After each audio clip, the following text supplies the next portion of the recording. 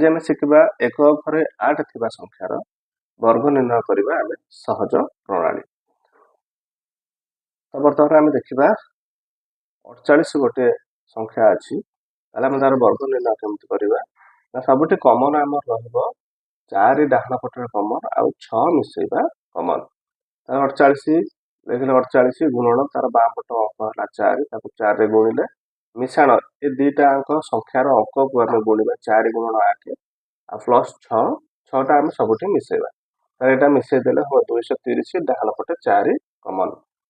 ତାହେଲେ ଆମେ ସେମିତି 168 ଏଇଟା ମଧ୍ୟ ଗୋଟେ ସଂଖ୍ୟା ଅଛି, ତାହେଲେ ଆମେ ଲେଖିବା କ'ଣ 168 ଗୁଣନ ତାର ବାମ ପଟ ଯୋଉ ଅଙ୍କ ଦୁଇଟା ମିଶିଲେ ସଂଖ୍ୟା ହବ 16, ତାକୁ ଗୁଣିଲେ 16 ମିଶାଣ 16 ଗୁଣନ 8 ମିଶାଣ 6 ମଧ୍ୟ ଆମେ କମନ ରଖିଲେ। ତାହେଲେ ଆକୁ ମିଶେଇ ଦେଲେ 2822 ହବ, ଡାହାଣ ପଟେ 4 ରଖିବା।